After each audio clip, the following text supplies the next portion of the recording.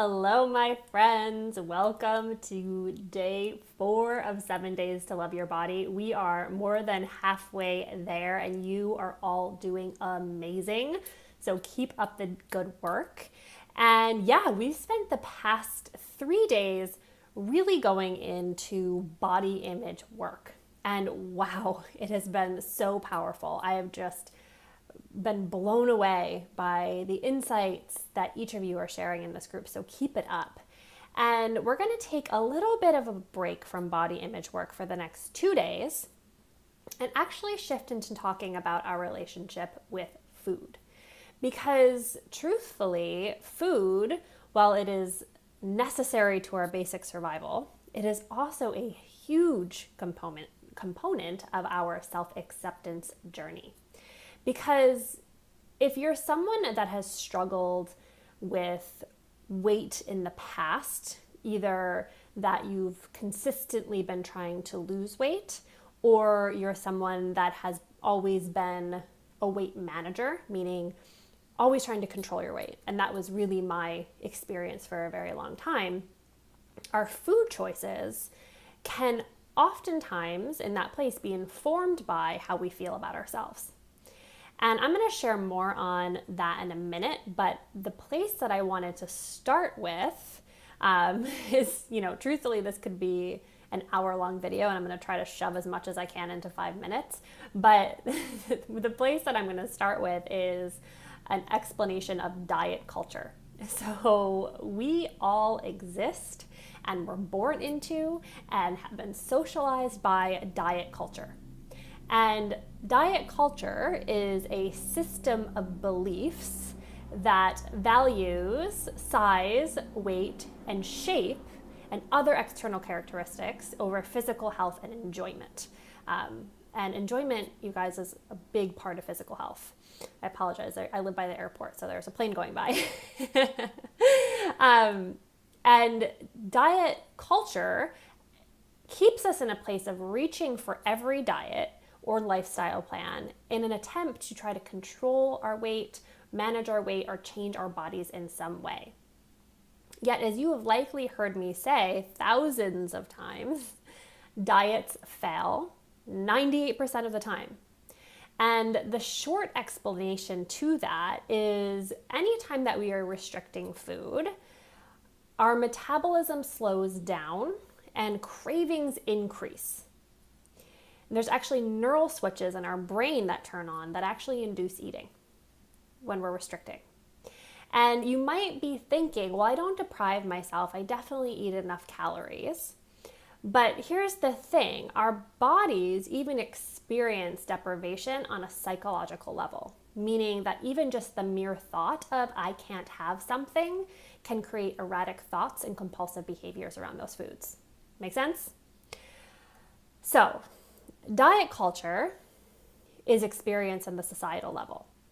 So from that, the diet mentality has been created. And the diet mentality is actually how we internalize and manifest diet culture as individuals. So the diet mentality oftentimes is what's informing our food choices. It tells us to make decisions for our body from a place of guilt and shame and scarcity.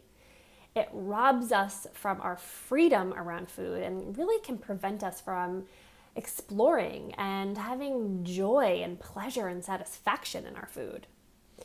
And the diet mentality means that we are still dieting even if we don't think we're restricting. But the good news is that even just a little bit of awareness around the diet mentality and tools in which to navigate it and make a different choice, which we're going to talk about in tomorrow's video, can actually lead to a really peaceful and really liberating experience around food. So today, we're actually going to spend some time creating awareness around the diet mentality. So here are some ways in which it might show up. Counting, measuring, and weighing food. Bartering with yourself, meaning if I do this or eat this now, I can do or eat X later. Assigning morality to food, meaning making food either good or bad. Following a specific diet for weight loss reasons, So whether that's a gluten-free diet or a vegan diet or a vegetarian diet, paleo, so following one of those diets for weight loss or weight management purposes, as opposed to a diagnosed medical condition, a social or environmentally conscious reason. Punishing oneself after a meal. Last supper mentality, meaning being in a place of this is going to be, my big cheat meal before I start my quote unquote diet tomorrow. Avoiding certain food groups entirely, like carbs or fat, and only eating at certain times of the day while ignoring hunger signals. And there's so many more. So that's just to kind of get your juices flowing and kind of start to help you get curious about where it might be showing up for you. So today's action step is to spend some time creating awareness around the diet mentality for yourself. And again, we are looking at this through the lens of curiosity and not judgment. So even if you have the healthiest relationship with food, you might even have just a little bit of diet mentality that's still showing up for you and informing your food choices.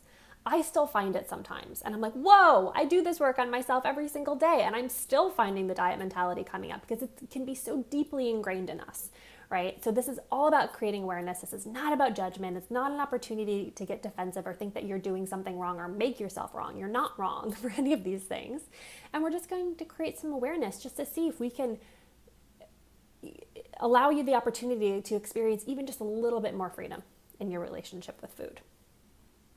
So those are your action steps. Spend a few minutes making a list, brainstorming some ways in which you know the diet mentality is showing up for you in your life, remembering curiosity and not judgment.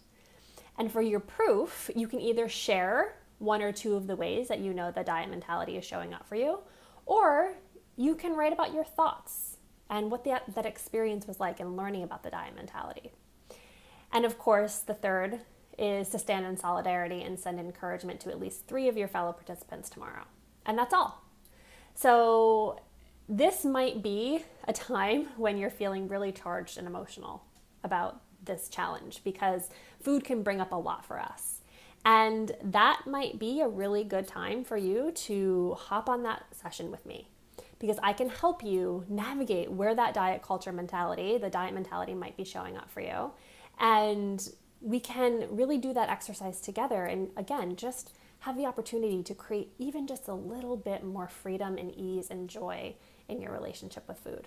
So if you're needing some extra support, feel free to schedule that session. The link to schedule is in the description of this video, as well as the coupon code, and that's it. I am sending you all so much love. Sorry, this video is a little bit longer, but it's an important topic, and I can't wait to hear what comes through for you. And tomorrow is day 5. I can't believe it. Ah, my gosh. Loving you all so much. Bye, everyone. Mwah.